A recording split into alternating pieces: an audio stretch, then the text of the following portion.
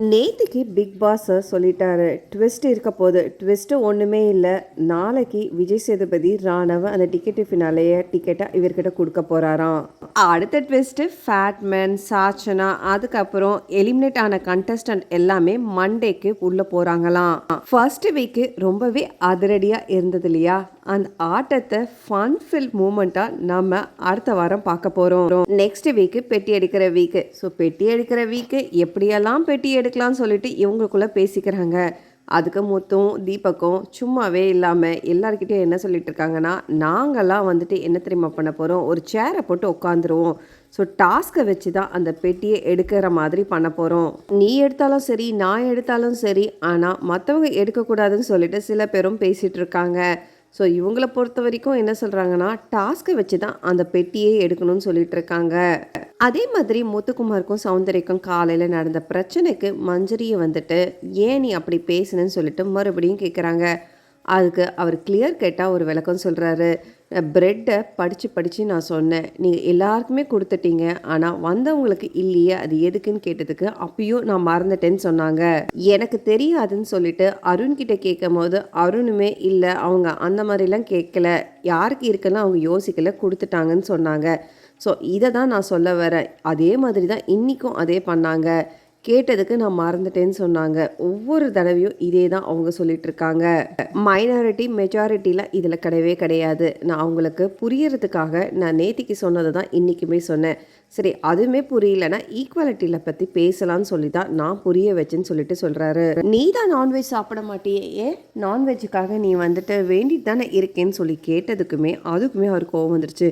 நான் என்றைக்குமே நான் சொன்னது கிடையாது வேண்டிட்டு இருக்கேன்னு சொல்லிட்டு, நீயாவே ஒரு 4 இடத்துல பேசிட்டு இதை வந்துட்டு ரிஜிஸ்டர் பண்ணிக்கிட்டே இருக்க.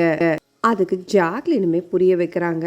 இந்த பரமஞ்சரி அவருக்கு இல்லைன்னா ஓகே விட்டுட, அவர் எதுக்காகவோ இருக்கிறாரு, ஒரு வில் பவருக்காக இருக்கிறாரு, அதை போய் நம்ம வேண்டிட்டு இருக்கான்னு சொல்லிட்டு அதை நம்ம ரிஜிஸ்டரே பண்ணக்கூடாது. என்னோட ஸ்பேஸில் யாருமே என்னால் வர முடியாது. ஸோ நான் ஒரு ஸ்பேஸை தனியாக எடுத்துருக்கிறேன்னா அந்த ஸ்பேஸில் நீ எதுக்கு வந்து பேசுகிற, ஏன் பேசலன்னு வந்து கேட்கக்கூடாது. ஏன்னா நான் தனிமையில் இருக்கிறேன், சரி எனக்கு அதை வேண்டாம் தானே இருக்கேன், நான் அந்த ஸ்பேஸ் கொடுத்தா நீங்கள் அந்த ஸ்பேஸை எடுத்துக்கணும்னு சொல்லிட்டு சொல்கிறாரு. ஜாக்லின் என்ன சொல்கிறாங்கன்னா, அதுக்காக நான் அதை விடவே முடியாது. ஒருத்தர் கவலையில் இருக்கிறாங்க, சோகமாக இருக்காங்கன்னா அவங்கக்கிட்ட போய் நான் பேச தான் முடியும். நீ இப்படின்னா நான் இப்படி தான் சொல்லி முடிக்கிறாங்க. தீபக் பொறுத்த வரைக்கும் அந்த பணப்பெட்டியை எடுக்கலாமா வேண்டாமான்னு சொல்லிட்டு யோசனையில் தான் இருக்காரு. ஏன்னா டைட்டில் பொறுத்த வரைக்கும் இந்த உலகத்துக்கே தெரியும் சொல்லிட்டு எல்லாருமே சொல்லிட்டாங்க. ஸோ அதனால் அவருக்கு பெரிய டவுட்டு. பவித்ரா பார்த்தீங்கன்னா இந்த லீஸ்ட் ஓட்டிங்கில் தான் இருந்தாங்க. அவன் கண்டிப்பாக ஃபைனல்ஸ்க்கு போவாங்களான்னு தெரியல. ஆனால் இப்போ பெட்டியை எடுத்துகிட்டு அவங்களுமே வெளியில் வர நிலைமையில தான் இருக்காங்க. முத்துக்குமார் அசந்த சமயத்தில் இவங்க ஃபோட்டோவை எடுத்தாங்க. அசந்த சமயம் சொல்லலாமா இல்லை எப்படி சொல்கிறதுன்னு தெரியல. ஒருத்தர் ஓலில் இருக்கிறாங்க, ஒரு பொசிஷனில் இருக்கும் போது அந்த ட்ரம்மில் எடுக்கிறது அது கரெக்டாக? ஸோ இதே வந்து பல சமயம் இவங்கெல்லாம் ரெஸ்ட் எடுத்துகிட்டு இருக்காங்க, உட்காந்துட்டுருக்காங்க, அந்த சமயம் ஹோல் சொல்லும் போது இவர் எடுத்திருந்தா அதுவே தப்பாக ஆகியிருக்குமா இல்லையா? மஞ்சரி பொறுத்த வரைக்கும் அவங்களோட கேமை நல்லா தான் ஸ்டார்ட் பண்ணிட்டு இருந்தாங்க. ஆனால் இப்போ பார்த்தீங்கன்னா கொஞ்சம் ஓவர் டென்ஷன் ஆகி ஓவர் ஸ்ட்ரெஸ் ஆகி ஸோ முத்துக்குமரனுக்கு அகெயின்ஸ்டாக போனதுனால அந்த எலிமினேஷனாக என்னன்னு தெரியலை. ரயான் பொறுத்த வரைக்கும் பயங்கர ஹாப்பியாக, அவருக்கு கிளாப்ஸ் மட்டும் இல்லாமல் ரொம்பவே சந்தோஷமான ஒரு நிகழ்வே நாளைக்கே நடக்க போதான்.